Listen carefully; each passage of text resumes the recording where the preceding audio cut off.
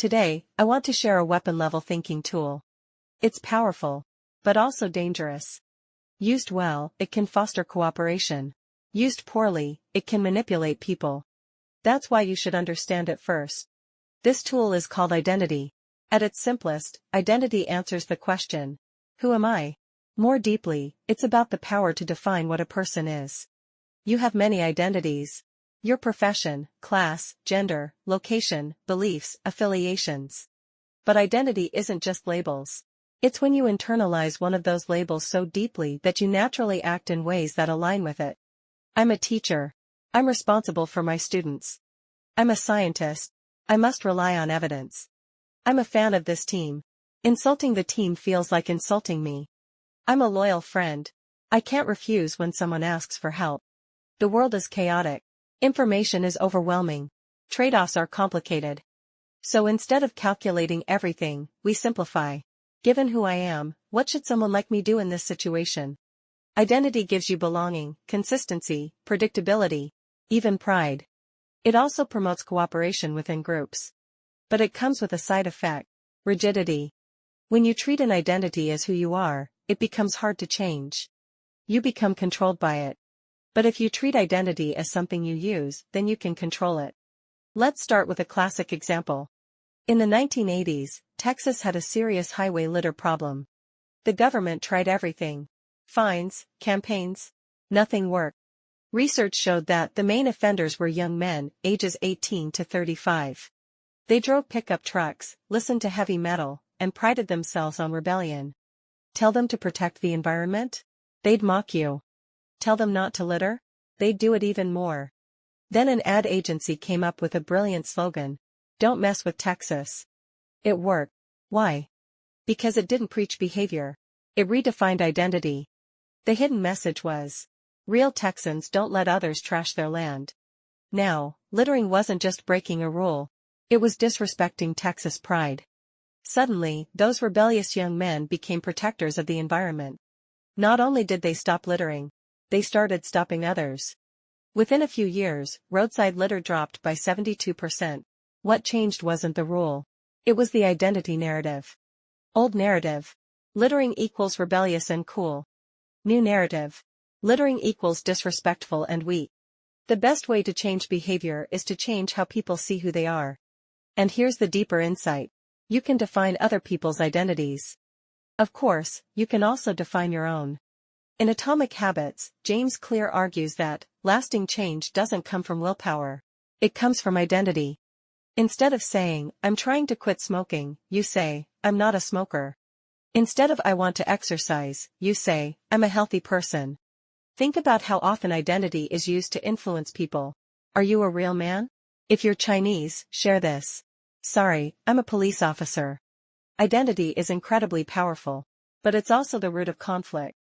Anthropologist Marcel Mauss once described culture as a structure of refusal. Groups that are very similar often exaggerate their differences. If you're like that, then we must be the opposite. That's why the people you dislike most are often not distant strangers, but those nearby who reject your identity. Political scientist Francis Fukuyama argues that many modern conflicts aren't about resources. They're about recognition. People aren't just angry because they're poor. They're angry because they feel unseen, disrespected. That's why identity can override rational interests. In extreme cases, people fuse identity with self. Criticizing a group becomes a personal attack, and online debates start to look like religious wars. So what's the goal? To use identity, without being used by it. Harvard psychologist Robert Keegan provides a powerful framework. He describes 5 stages of mental development. Stage 1. Impulsive mind. Like a child, acting on instinct. Stage 2. Instrumental mind. Focused on self-interest, treating others as tools. Real maturity begins at stage 3. The socialized mind. Here, identity takes over. You act based on roles and expectations. You work hard because you want to be a good employee. You raise a family because you want to be a good child or good parent. But this creates tension. What if being a good employee conflicts with being a good parent? Where is your autonomy? To move forward, you need stage 4. The self-authoring mind. Here, you define your own identity. You choose your values and principles. You're not just solving problems. You're deciding which problems matter. You have relationships, instead of being owned by them. Then comes stage 5. The self-transforming mind. At this level, you can reflect on your own beliefs and identities. You realize every identity is limited. You can step into roles, but also step back and examine them. If stage 4 is about owning yourself, stage 5 is about seeing through yourself. Let's make this concrete. Imagine this. At a company meeting, your colleague John presents a project you mostly completed, and takes the credit. The boss praises him. Later, the boss asks you privately, "John did well. What do you think?" How do you respond? Impulsive mind. You get angry and lash out. Instrumental mind. You negotiate. "I did the work, I deserve the reward." Socialized mind. You protect harmony. "It was a team effort." Self-authoring mind. You state the facts clearly. "I led the core work, others supported execution." Self-transforming mind. You go further. "Let's establish a system for credit attribution to improve collaboration." Different identities. Different responses. Most people never go beyond stage 3. Only about 1% reach stage 5. To get there, you need one key shift. Turn identity from subject into object. When identity is your subject, you are fused with it. You can't see it. You are controlled by it. When identity becomes an object, you can observe it, question it, and use it. You're no longer being an identity. You're deploying one. Instead of being stuck in one role, you can switch between many.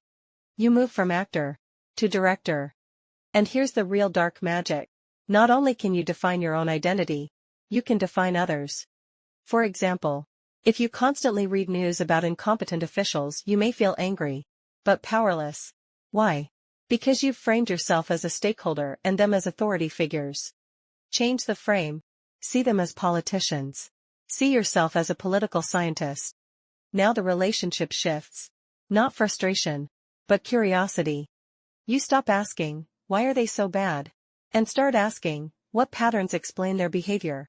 Same reality, different identity, different emotional outcome. Another example. You're arguing with an unreasonable person. If you see yourself as a debater, you'll get angry trying to prove them wrong.